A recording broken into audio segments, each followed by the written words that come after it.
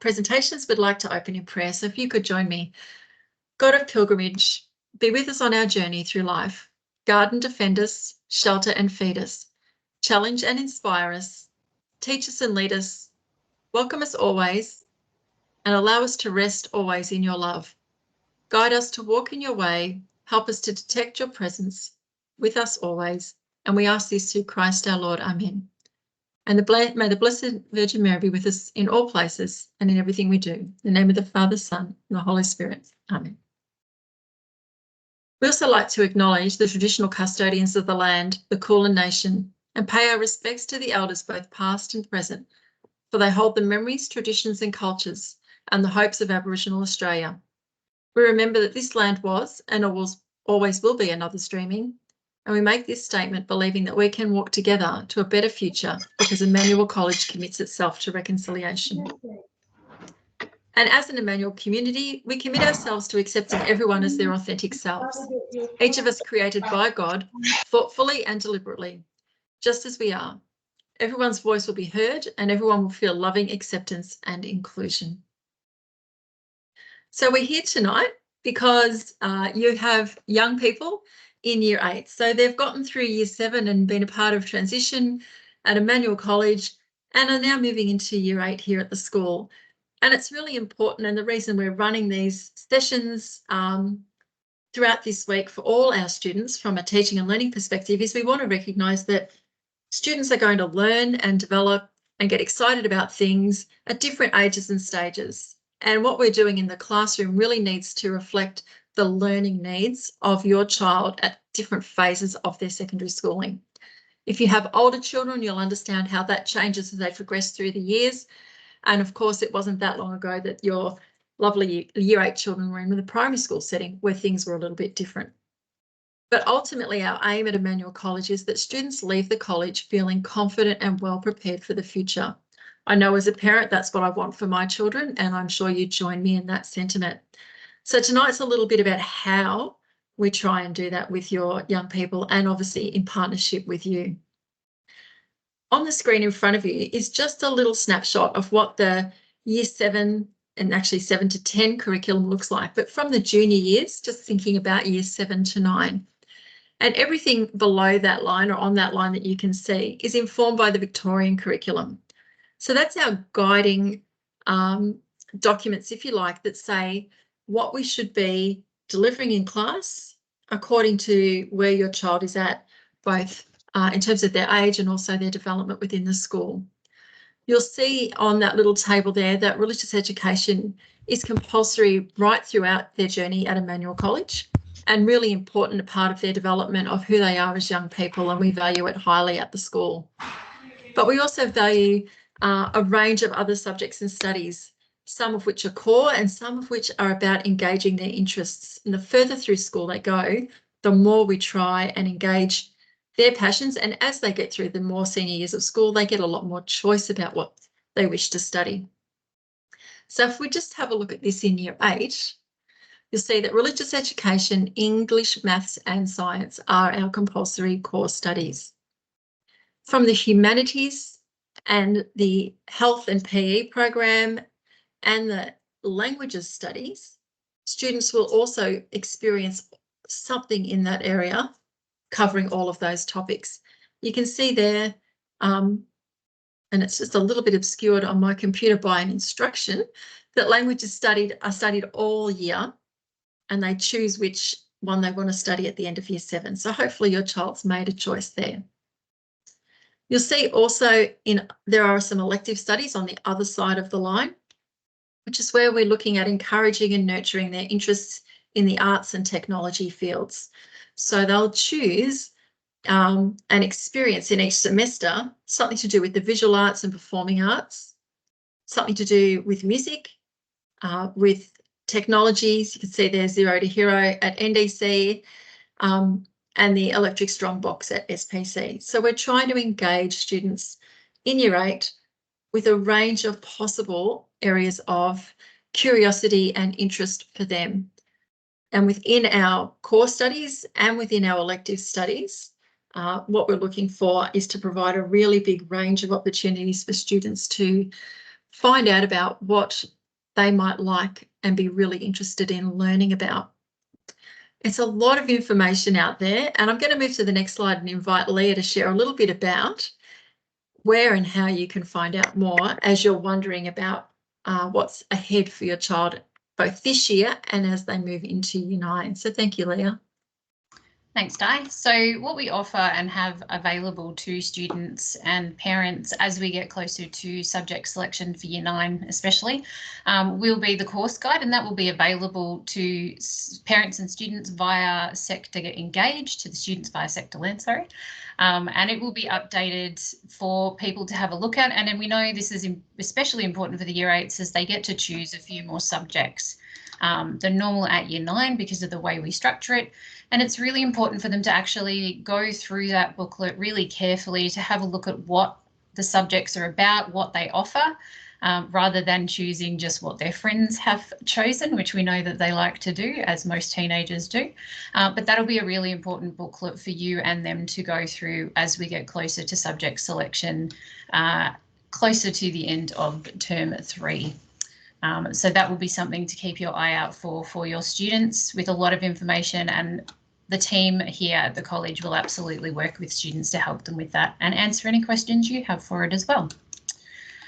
For assessment and reporting, we do lots of different assessments in the college across the different year levels, and they come in different forms. So we have formative, which is the class tasks and things like that, homework tasks, benchmarks you might have heard of. And we also have the summative assessments, which are the things that you see, or the items you see on the reports. We do provide feedback to the students in lots of different ways. Sometimes that's through verbal means, through rubrics or assessment scales, sorry. And all of these things are generally posted on Sector for you to be able to see the feedback. We're getting better at using that for the students' work to be up there as well, so you can actually see what your child is doing work-wise and the feedback that's coming for that. Homework also is incredibly important, especially getting them used to doing homework at the junior levels on a regular basis. So hopefully every night that they're doing some form of study to get them ready for those senior years, where it is quite significant, in some cases a couple of hours a night. So that homework is also posted on Sector when the teacher puts it up. That's the required homework, and you can see that in multiple different ways through your Sector Engage too. Exams, you were sent a little message this morning about a review we're doing of exams at the college. So this is just a reminder to have a look at that and fill in the survey link that was sent with that, giving us your input on how we look at exams, how we do them at the college, looking at the latest research on that and what it means for our students and what's best for our students. But we'd really like parent input on that too. So that was sent out this morning. So if you just a little reminder to go and have a look at that and fill that in when you can, that would be very much appreciated. We do have some things at the junior levels, again, that we try to instill with the students because of the importance they hold as they go up the year levels, and especially at that very senior level where there are compulsory aspects to attendance that are governed by VCAR, so outside of the school's control. So we do try to make sure that the students at the younger year levels are aware of those things. So the communication that we have and the ways that we communicate with you are often varied, but we really do encourage you to make sure you do have that contact with the subject teachers as you need to, the homeroom teacher as well, to make sure that things are on track for your child, that we're aware of things that we need to know to help them get through their year and help them support them with their subjects, depending on what it is. We want all of our students to be confident and well prepared for the future, so we try to do that in lots of different ways. One of those things is really important and crucial, as it says there, is the attendance. So we do have a minimum 80% attendance for subjects for our students, and that is governed by the senior VCAR requirements. So all students at that level have to have 80% attendance. And that is what we expect of our students across the board. They need to be in school, in class, to be able to learn some of those things that we need them to actually get ready for future. It's also really important, we want students to be developed in their whole person, not just about their academics. So participating in the college activities that we have, The different things that we do inside and outside of our college community are really important, and they're always posted to students on Sector through the notices, which you can also see, and the opportunities that are there for students to participate in. And we encourage them to do that because it is great to get out there and do different things and experience different things to decide whether or not it is something you're interested in. There is always help available. One of the things I really do enjoy about Emmanuel is that the staff are so willing to help people out.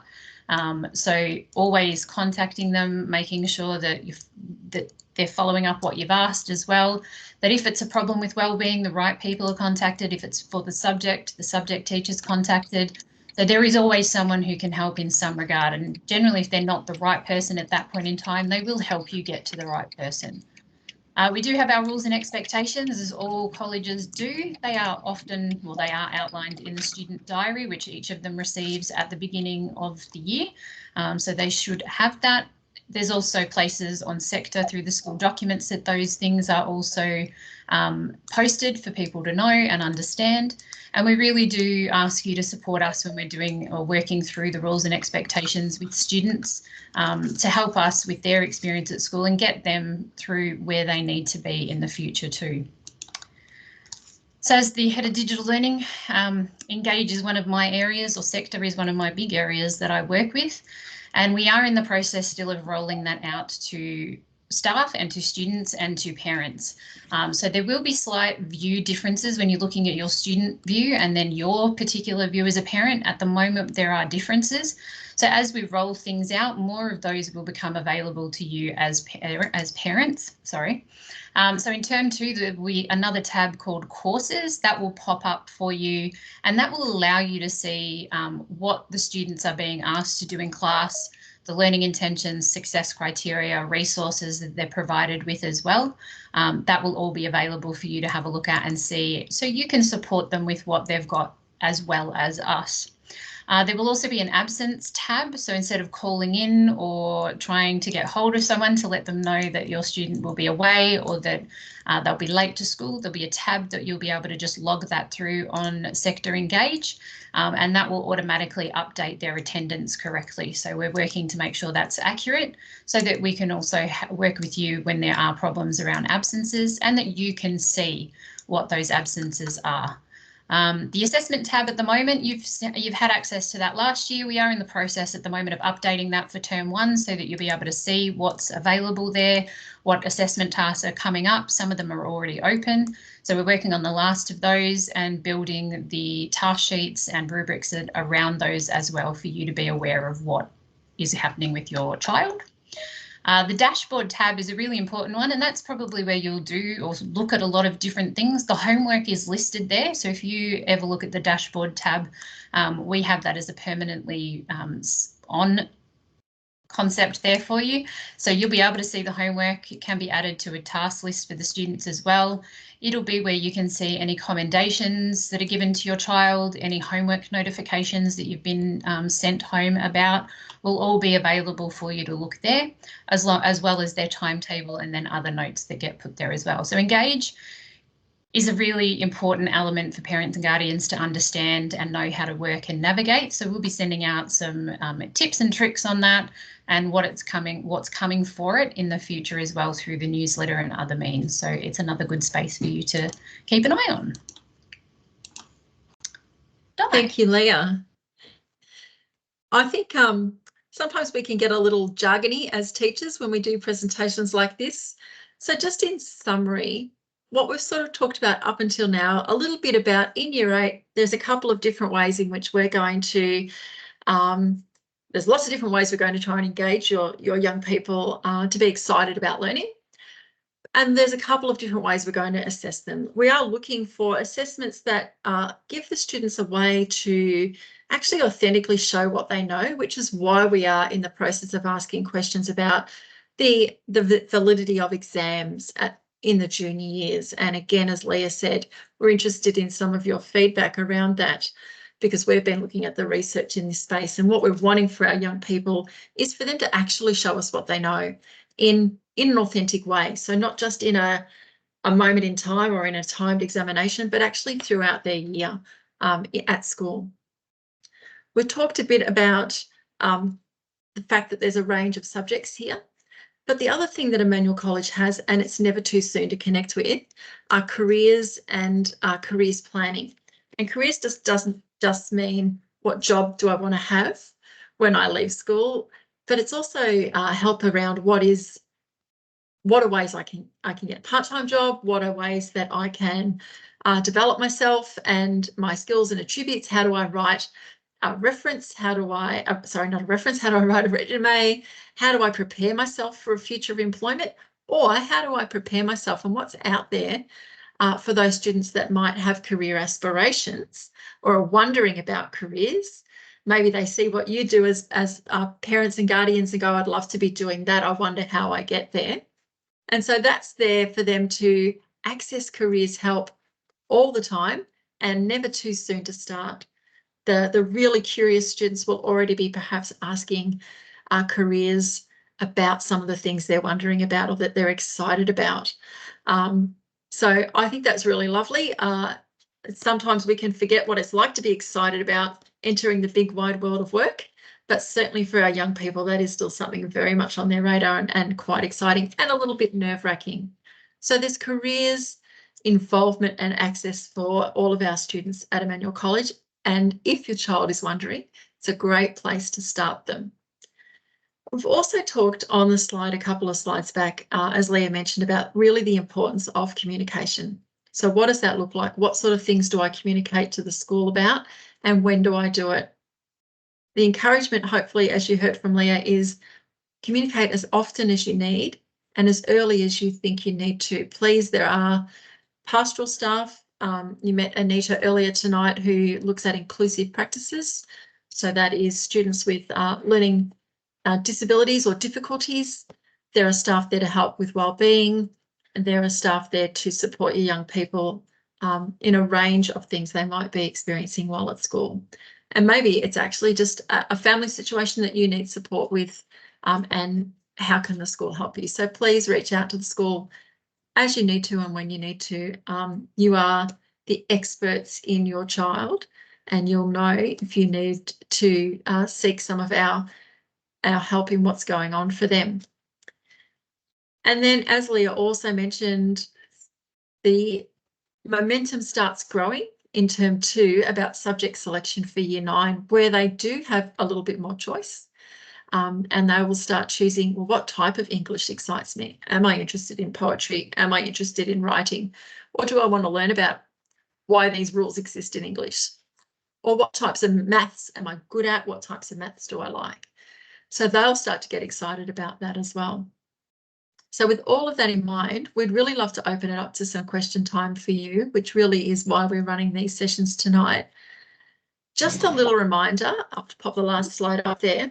It is a public forum. So if you have a question specific to your child that might be a little bit more personal in nature, please don't ask it in a recorded public forum, but we are happy for you to email the school and one of us will absolutely get back to you and answer that question or put you on to the right person to answer that question.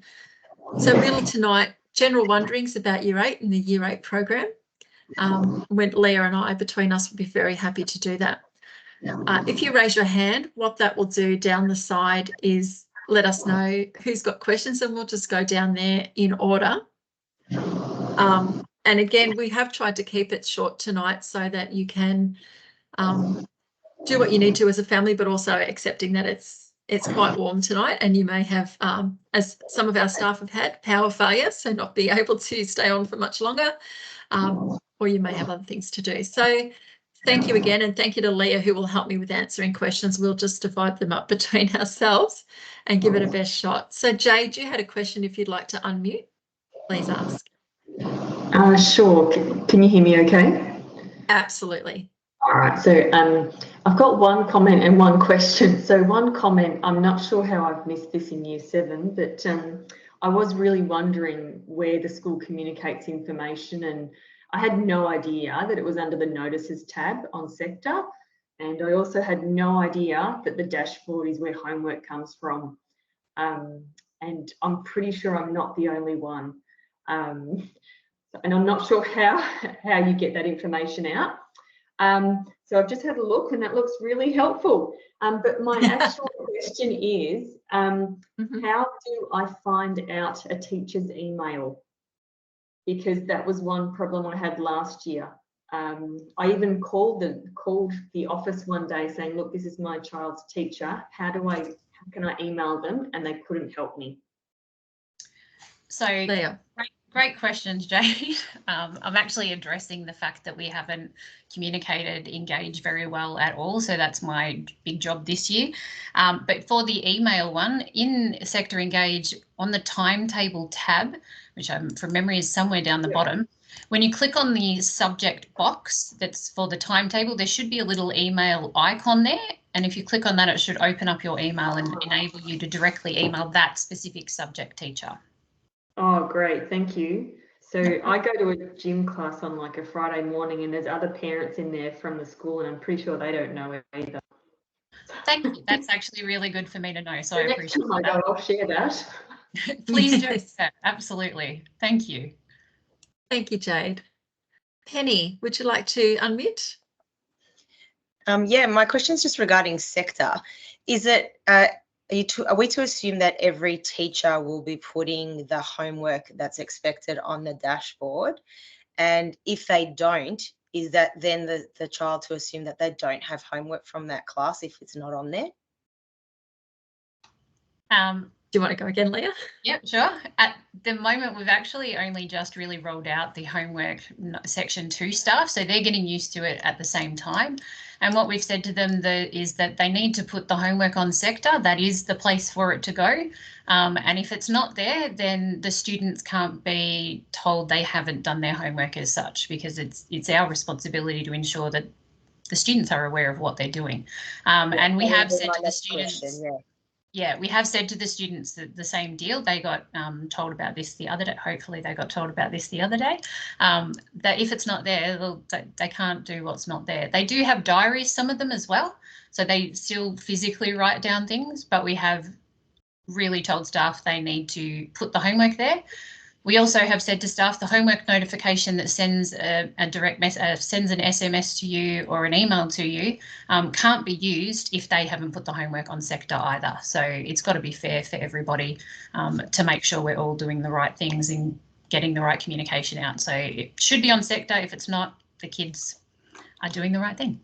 Okay. Thank you very much. Thank you, Penny. Faye. Hi, sorry. I've Hi, never Faye. got my phone before, so I apologise. I didn't figure out how to hand up. I actually wanted to ask a question. I don't know if it's a couple of questions, but the first one is for maths this year, which is different to last year because it's not using maths pathways this year. They're doing an actual book. We've noticed that the teacher doesn't look at my daughter's work, her workbook. Since she started, like my daughter's doing all her schoolwork, but she's struggles with maths, as you know, a lot of people like I do. She's maths is not one of her better subjects. So the teacher, like my husband, thankfully is a maths guru. He loves maths, so he's been helping her out a lot, but his way, not necessarily the correct way for the school. So he's teaching her the way he knows. So she works it all out with him, but then sometimes hubby has questions to ask the teacher, but Kylie, my daughter, sorry, I should be saying anonymous, sorry. It's okay, Faye. There's but we can't talk to the teacher because as soon as we get into class, the teacher starts teaching. And then at the end of class, we've got to go so we don't miss our next class. So she doesn't feel like she has the opportunity to ask questions. Having said that, she hates asking questions in class anyway. So, you know, we sort of are a bit torn because hubby really wants the answer to some of these things that, like, sometimes he just can't figure out the questions. And because the teacher's not going through the book with her, she's not getting that yes, that's right, that's wrong sort of a thing. So we don't know how to handle that either. Yeah, Faye, I think sometimes when things like this happen, my best advice is to go straight to the source, and you've done that with your child.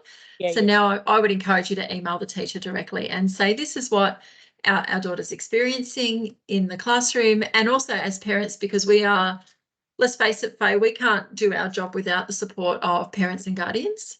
You're just absolutely vital. So you've talked to your daughter and you've heard how it's feeling for her, and my actual encouragement is to actually directly contact the teacher now and go, this is what we're doing to help support our child with their maths. This is what we'd like you to do to help us with that as well. I think that's your best and a really good starting point, because then you can ask that. I can't answer whether or not they're looking through the maths text, but the teacher may be able to explain to you and your husband, actually, this is how I'm working through the maths book. And she might, maybe there's an adjustment needed to slowing down or explaining that differently. It won't just be to your daughter, though. You're very right in saying that maths is one of those subjects that some people thrive and love, and some people don't, just like all subjects. So Faye, go directly to the teacher as a starting point. I can do that. My other question is, for choosing subjects for next year, do they have, do the children have someone that they can talk to? Because my daughter knows, well, she believes she knows what she wants to do after she finishes school, and we've actually physically gone, because it's an unusual occupation, so we've physically gone somewhere where they've told her what sort of subject she needs to sort of concentrate on to be able to do that, because it is an engineering, but it's an animatronics engineer, so it's a very niche and small, I guess, area. So is there a teacher there that would, or a wellbeing person that could help her discover what subjects would help her best do to get into that role? Absolutely, Faye. You might have heard me mentioning just before about our careers practitioners, and that's what they live for. They want to help students either work out what they want to do, or such as your child who already has a bit of an idea, they want to work out how to help them get there, including what subjects they could be doing and what courses and what opportunities to study in that field there might be. Obviously some that your daughter's researched, but maybe some that she didn't know about as well. And they're happy to see all of the students, and we have those career staff at both campuses. So, so does she just contact them herself, or do we contact them, or how does that work? Either you can contact them, but I would encourage your daughter to actually reach out and contact them. She's very shy, but I'll give it a go. Give it a go? Yeah. Thank you so much for your help. That makes perfect sense. Very welcome, Faye. Jemima, would you like to unmute and ask your questions? Thank you. Probably following on a similar vein. In terms of the dashboard one, thanks for asking, because I actually didn't know that that's where the homework was.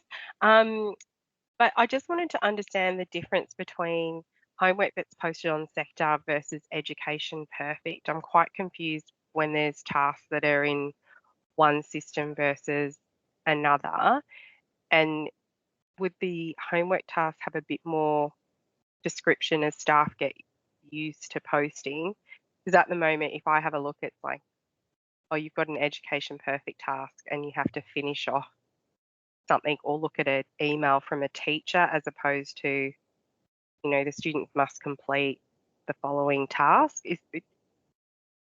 Would it be more prescriptive? So I'm like, you know, mum, 3 kids, working full time, totally understand that you guys are all really busy as well, but just making sure to keep across homework, that's sort of requiring me to jump into different apps and potentially pick up an email that's being sent to my child. Like where do you sort of the utopia of the dashboard for homework? Leah knows where our utopia is. Yeah, around like, you know, working in partnership together to make sure that the homework is done and that we're supporting the kids at home to make sure that work is done, and supporting the teachers during the school week. And we appreciate that. Jemima, Leah, do you want to answer that? Yep, that's good to know. Thank you very much for letting us know again, because we are working with staff. It should be Sector. Sector should be where the homework is posted, and it shouldn't be go see this platform. It should be specific. So I will feed that back to staff that they need to make sure they are being specific about what it is. It's great that they're posting it in EdPerfect, but that doesn't help you or even me know what that is. So they do need to be specific. It should always be sector is the main point of call for all of those things. So we will definitely get on to staff about that. And again, if that keeps happening, just let me know and then we can address individual people about that too. Thanks, Leah. Thanks, Jemima. Javier. Hi, it's a follow-up Hi. question about the dashboard, about the homework. I see that only one of the tasks assigned has a due date, but any of the other tasks has a due date. How do we know as a parent when that task needs to be completed? So is that, I just want to clarify, is that in the homework on the dashboard or is that in the assessments tab? No, in the homework In dashboard. the homework? Yep. Again, I will get staff to remind staff, sorry, that they need to put when that's due. That should be part of how they're describing the homework as well. Most of them probably work off the assumption with homework that it's due the next lesson, but they need to say that even if it's not necessarily a specific date, it needs to be the next lesson because the homework is attached to the date that they set it. So that way you can at least have a better idea of when it's expected to be done. So I'll also feed that back to staff too. Okay, yes, and another reason on why I'm asking about the due date is because, yes, as a parent, we always assume do this today, don't wait till the last day. But sometimes our children used to tell us, oh, this is do it next week or something different. That's why I was asking for the due date. Yep, no, fair enough. They are geniuses at coming up with reasons why they can't do things, and it's amazing what they say to us too. So totally great with creativity. I love it. But we will get staff to work on putting those things in so that it's clear for you what is needed and by when, for sure. Yeah.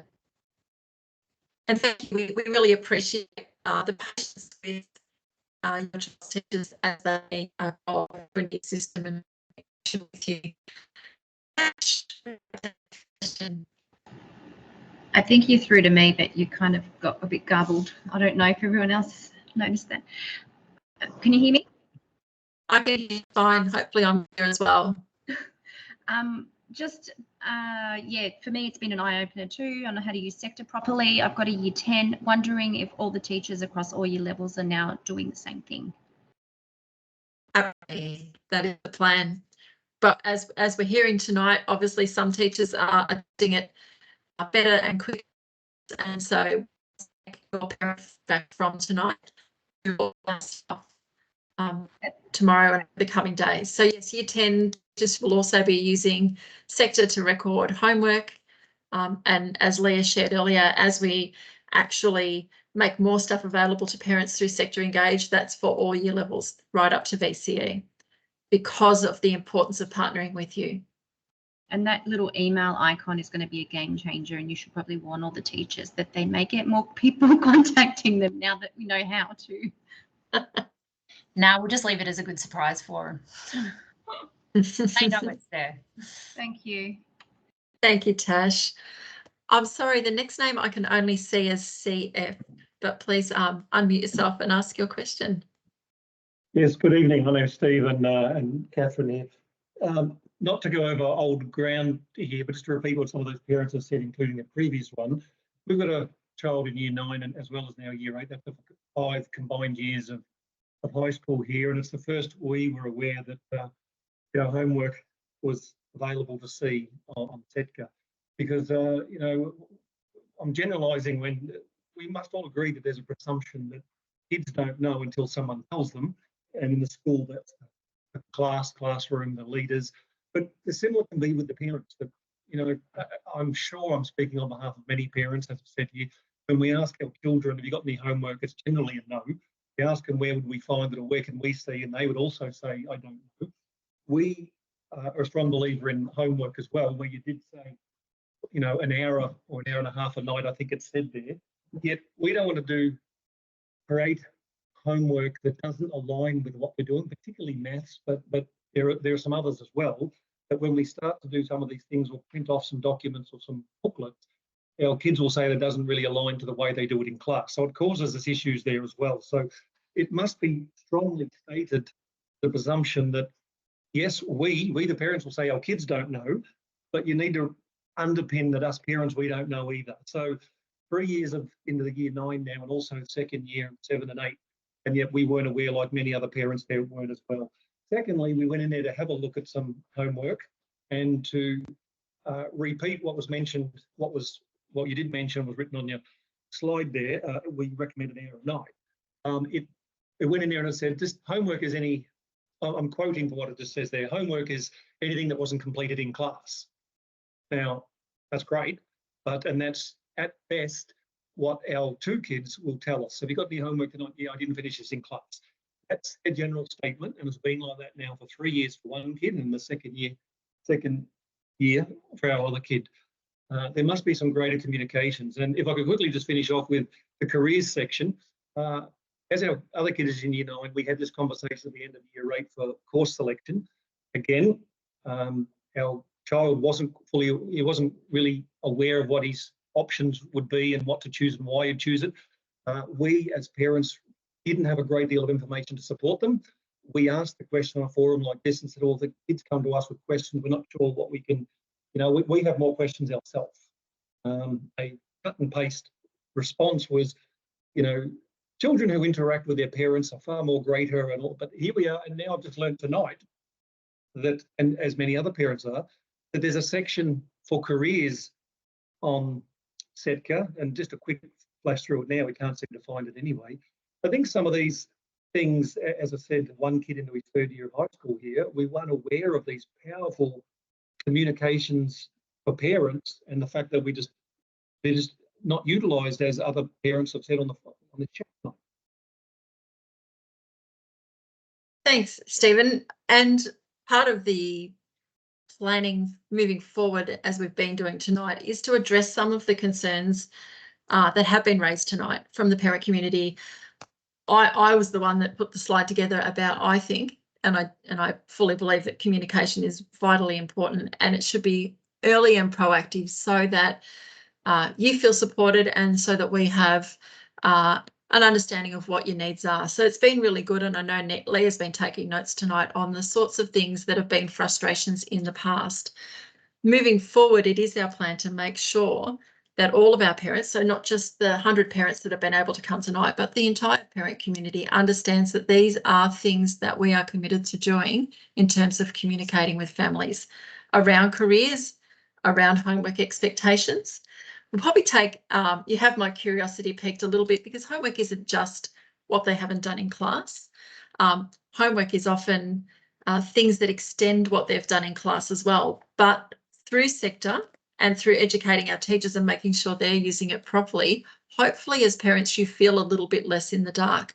And by all means, I would love you to send me an email later in the year and say, hey, Di, you talked a good game at the information session, but I'm not seeing that change. I'd be really curious in your feedback in 3 or 4 months, whether you feel anything has changed, as we have, like Leah has said, got staff to roll out how they're using Sector in terms of a communication tool for parents, particularly once Sector Engage is made more active for parents, and you'll be able to see some of the course content.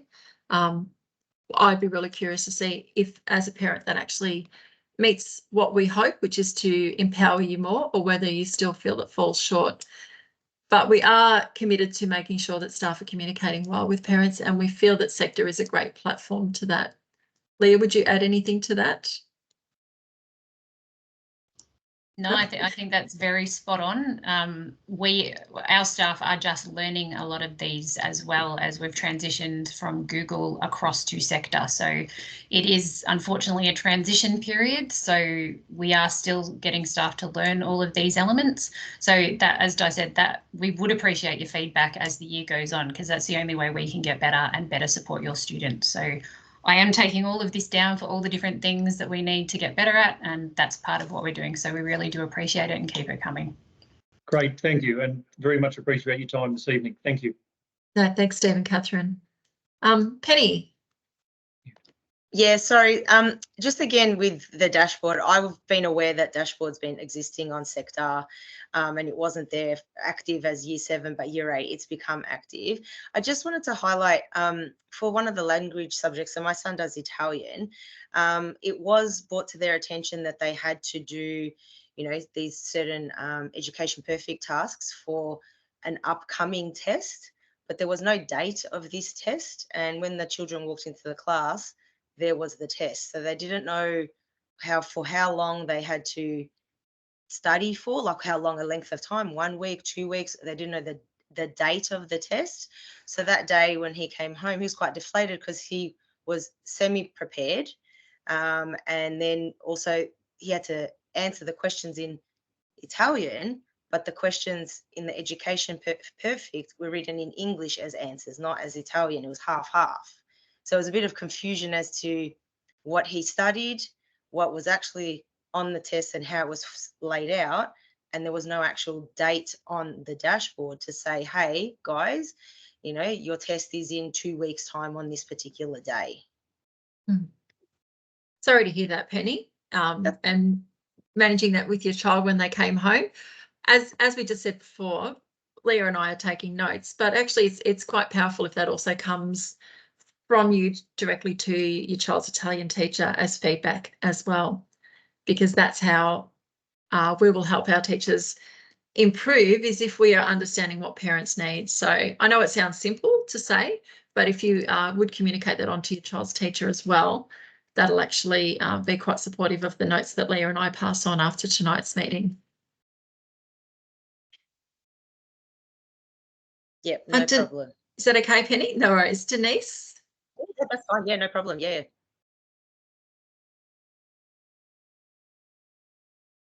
Yeah, hi. This Hi. is just a suggestion. I'm not sure if it's a good suggestion or not, but I'm one of those parents who, wasn't aware of the dashboard tab, and it's great to see that. I've had a look myself and it looks pretty good. A good way to probably get the message out to some parents, an effective form of communication would be the use of the text message system that the school utilises when there's certain, the newsletters out, a reminder that students, need, casual close day, etc. I know I check my text messages all the time. So I just thought, that would be an effective way to, probably, get the message out really quickly and effectively to, parents like some of us who weren't aware. So, that's what I Thanks, thought. Denise. Awesome. Alexandra, welcome. Thank you. Welcome. Thank you. It's been a long day, hot day. I just pretty much what Denise said about the text messages. I always check my text messages, but I'm getting 1,000 emails a day for all the kids, work and all sorts. So a text message always works. I always see it, particularly when the newsletter is out. Doesn't always mean I jump on to have a look at the newsletter, but I also had trouble with Setka. My child is in Year 8 this year, and I thought, right, I'm going to get up to speed with the technology. I found it a little bit overwhelming because we didn't have this kind of system in primary school. We just got the newsletter, hard copy, and now they're coming through email. So, just a lot of on the same page as a lot of other parents just didn't know where to look for certain things on Setka. Homework, I'd ask my son, what have you got? Yep, done it. Like, can I see it? Oh, well, I can't do it now. I'll do it tomorrow. I'll do it later. But they're always sort of trying to palm off things like it's not due for another couple of weeks. And I'm always trying to say to him, just get a head start. Oh, but I've got heaps of time, kind of thing. It's like homework is not important. But I was in the dark about Setka because I was a bit technologically challenged when he started school last year with all the apps, and having returned to work in the last 18 months where everything's gone paperless has been a challenge for me too. So I've had a lot to learn. But the text messages, I always see those and action things straight away. Thank you, Alexandra. It's a big time of transition for your young people, and that just continues to evolve over the next couple of years and for us them. oldies. You're not the only one to feel overwhelmed by technology at one point or another, absolutely. And we are conscious of it might not look like it, we are conscious of trying not to send too many emails to parents and trying to consolidate them. That said, you know I have to send them out around various things throughout the year as well, but we do try and limit that. And yeah, thank you for the tip on texting being helpful. It's also obviously one of the methods we use in the case of needing to get a short amount of information that's urgent to parents quickly as well. So thank you. We'll put that on the wish list. Thank you for your time tonight. No, you're very welcome. Rachel, are you still there with us? Yes, hello. Hello. Hi. I've got a question about maths. I think my son was one of those kids that actually Maths Pathways really agreed with him. And so I just had a couple of questions around what the new program looks like. I understand that it didn't work for everyone. I get that. But he is a really competitive kid who likes to be competitive against himself. So for him to see those snapshots online of his accuracy percentages and his growth percentages really drove him to progress very fast with his maths. And that's the most dedicated I've seen to maths ever at school. So it was something that really worked for him in spurring him on as well to become better at maths as well. How do we track now? What kind of feedback do we get? How are teachers tracking? Because maths is just one of those subjects that has so many areas, and they can excel in one area, struggle in another area. It's very quickly that you can fall behind, and then you're building on it each year, struggling the next years because you never kind of got a hold of it in year 8, and you might start struggling in year 9. What kind of snapshots now will they be getting, testing or whatever it is with the children to be across it, not just once a term or whatever when it gets too far behind to catch up on the subject that you did, 2 months ago? How is that happening now with the new program? That is a wonderful question, and perhaps there are other parents out there wondering that themselves. You're right in that the maths, sorry, I've lost the name of it. Maths Perfect? No. Pathways. Yes, Education Perfect Maths Pathways worked for some and didn't work for others. And there were some reasons that the Learning Leader for Maths made those choices about changing programs. I know one of the problems with the Maths Pathways was that kids were able to advance through really quickly, but were missing out on deep learning. So that issue of that you were rightly asking, maths has a range of concepts. So it might be financial maths, and if you don't pick that up when it's done again the following year, you can be quite behind. And what the data was showing was that some kids were racing through it quite quickly, but not actually deeply learning maths. I wish I could answer for you, because it's such a question about how the maths faculty plans to track and manage the development and also the communication about where students are at with maths. And I will take that question to Sudha. Leah, I'm assuming you're in the same boat as me as not knowing specifically how they're going to do that. But what I can tell you is Sudha chose the alternative pathway because it offered better connection to deeper learning and also continued. So Sudha is the leader of maths, the director of maths.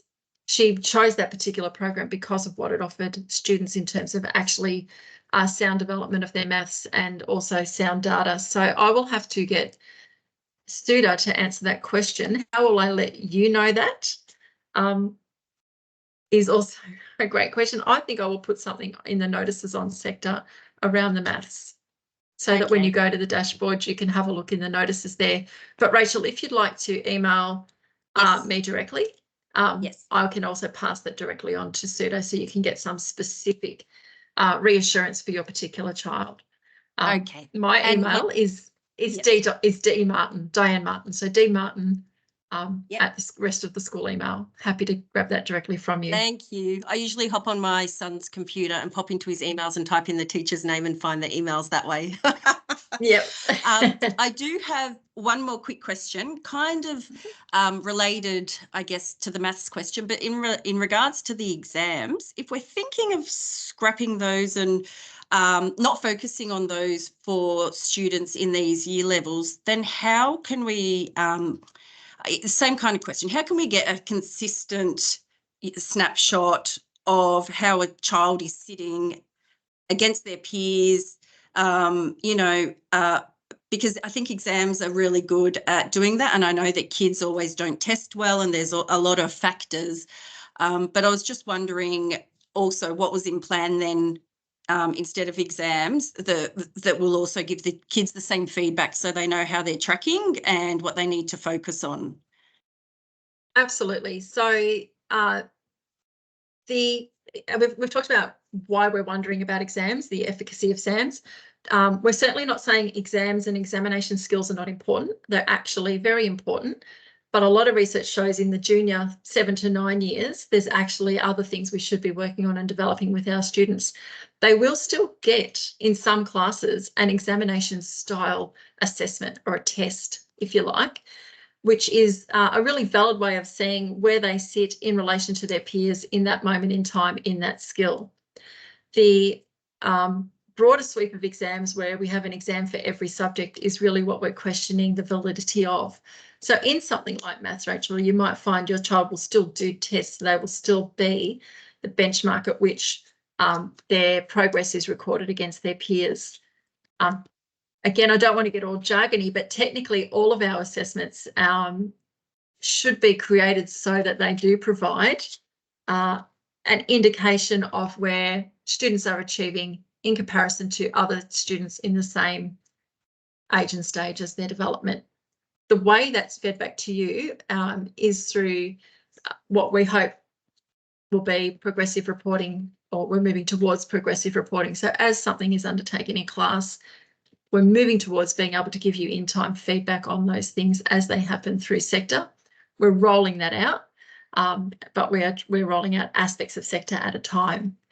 So ideally, I would love parents to know along the way, along the journey, how their child is going and not waiting till reports at the end. But that's a work in progress within our community at the moment. But so the exam style assessment isn't going, just the exams at the end of the term and the exams at the end of the year are where we're questioning the efficacy of those. Okay, thank you. You're very welcome. I'm conscious of time and we've still got some questions there, so I'd love to be able to get through those. So Alexandra, I think I'm in the right spot on the list. I've already been asked my questions. There might be another. Oh, no worries. What about Tash? I may have left your hand up. That might be why you're still there. I do have another question, and I thought it might be about my child, but then I thought other people might have the same question. My year 8 doesn't have sector on his phone, and we did spend a couple of weeks trying to figure out how to do that. And I thought I might just put it out there. Either you could explain it now or just maybe share it with all the year 8s.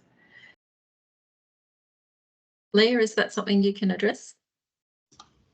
I'm not aware of there actually being a student mobile app, so I will have a look into that because I know there is one for Engage for parents, but I'll have a look into what sector is offering for students. Otherwise, has one. So in the morning, he gets up, he checks his mobile phone, he knows what subjects he's got without having to go into the laptop. And my year 8 doesn't know how to do that. So he's always getting my phone to try and find it. Yeah, no, I'll have a look into it. And then he gets lost between classes because he's not 100% sure which class is next. Yep, no problem. We can definitely do that. I mean, teachers don't have a mobile app, so I just go into the normal site, but we'll look into how we can manage that on their phones for them and we'll get some info out to them about that. Yeah. Thanks for letting us know. I didn't know that. There you go. Thanks, Tash. I think it's important to say, though, we do have a no mobile phone policy. So during the day, students won't be able to refer to their phone for where to next. That might thing. Yeah, it's a very good thing. Comes back to a good old bit of paper and a printout of their timetable stuck in their diary. But yeah, thanks for asking that, Tash. I've got another, just feedback on communication, without sounding negative or anything. Sometimes there are errors in the communication that gets pushed out, and I know you guys have to get out a lot of things about excursions or immunisations, or not sure if there's a checking process, but there are often errors and inconsistencies. No worries. If there's something specific rather than discussing it tonight, by all means, shoot me an email, Tash. It's just generally over the last 2-3 years, and a simple double check before these things go out might be all that's required. Yeah. Oh, no worries. Thank you. I'm not sure. Anita, were you talking to us? No, that's okay. Thank you, Tash. Christy. Yeah, I guess the main question was, you'd said that there was only maybe about an hour of homework for year 8, up to an hour. Was that the roundabout that was the understood time frame for homework? I think that on one of the previous slides, that's what had been sort of put there as a ballpark. It obviously is quite varied between students and yeah, I'm certainly not saying they have to sit at the desk for an hour, but I would hope at year 8 they're not sitting there for longer than that. Yeah, I think that's we're going to communicate with the maths teacher, but the maths as well, the time that's spent trying to complete the maths has become overwhelming, if not a couple of hours, and everything's due the next session. So we're definitely going to, and then it was not getting checked as well. So I think there was no feedback to know how much she'd gotten wrong or right. So that was our one thing as well, was the assessment, is knowing what they've gotten wrong, what they've gotten right. There's been no feedback after 2 hours of doing homework each night, trying to get it done to the next session. And we were hoping that there was an overall assessment process of what the homework's going to be checked, because we didn't see anything since school has started. Okay, so rightly to be concerned. Yeah, I do a lot of work with the senior kids, and one of the things that's really hard to develop in senior kids, and for any parents out there that have got children in that age bracket, is good sleep hygiene and good sleep habits. And they get into that habit by spending too long doing all sorts of things after school and after hours, and particularly for our they would hate me referring to them as younger children, but our year 7s, 8s and 9s are still quite young and still need to have appropriate levels of downtime when they're at home. Social activities, sporting activities, food, and sleep. No, we're just talking about. Yeah, I'm just talking about just completing the Explorer section in maths and working and having Dad working with it and trying to get that done. So I think, I guess the teacher is just being able to tell them you get done what you can get done in 30 minutes instead of all of that section done. I guess the teachers just maybe need to say you shouldn't spend more than this amount of time on your homework, and what you don't understand, come back in and have the ability for the child to have that feedback time, like the other parent said.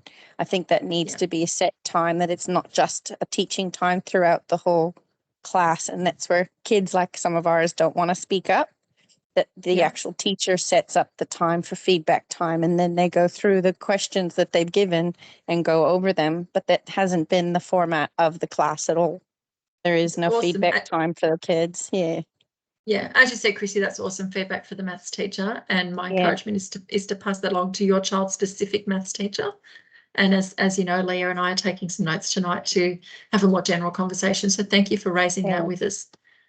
And the other question is the dashboard supposed to be populated for their homework right now, or is there a time frame in which all of the teachers will start to put it in? It's definitely live now, Leah, isn't it? It is live. We did show teachers the final section of it last night, so they are still getting used to it, but we would expect from pretty much from next week onwards that staff are across that and using it consistently. Yeah, so my year 10 student daughter has all of hers populated, all of her classes, but my year 8 daughter has one class. Yeah, no, totally understand that. So if it continues not to be happening, just let us know for sure. All right. Thank you so much for your time. I appreciate it. Thank you, Christy. Simone, good evening. Hi, I just had a question. I had a look on the dashboard just tonight, like most people, and I noticed that there was a message from one of the teachers, and I had no idea that was on there. I do get alerts when the benchmarks are released and things like that, but if a teacher does send a message on dashboard, do I not get an alert to let me know there's a message there? Or is it just something I have to check every day? It depends on what section. The dashboard brings in different elements of sector for you to look at. So some of it comes with notifications, others of it doesn't.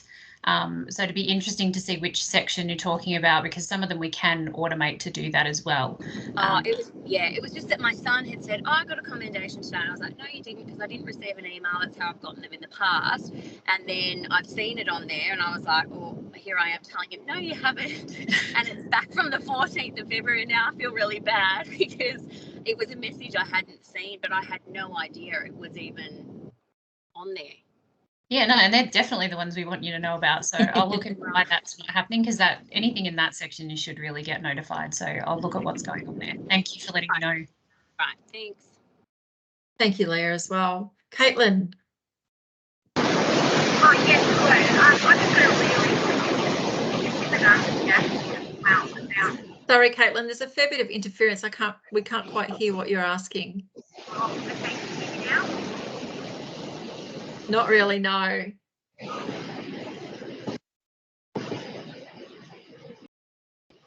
back, yeah. No, Caitlin, sorry, there's a fair bit of background noise there.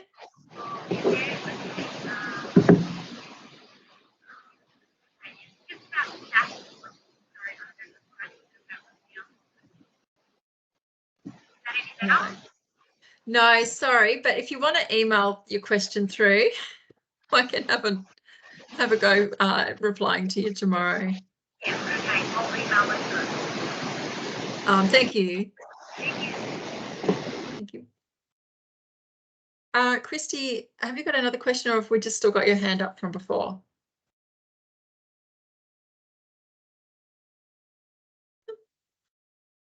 Well, we have used up all of our time, and I'm glad we left as much time as we did for your questions and your input. Certainly a big takeaway tonight for us was your feedback on the dashboard, and also a really overwhelming sense of how keen you are for that communication to be timely and accurate and clear for you so that you can support your students.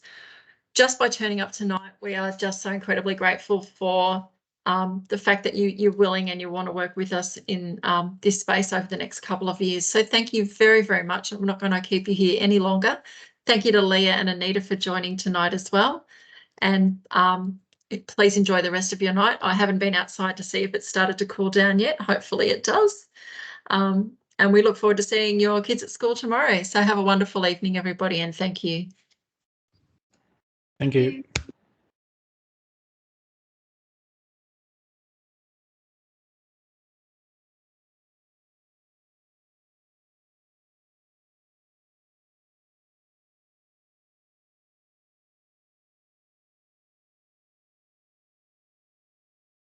And we can stop recording now, Leah, too, I guess. So we're signing off.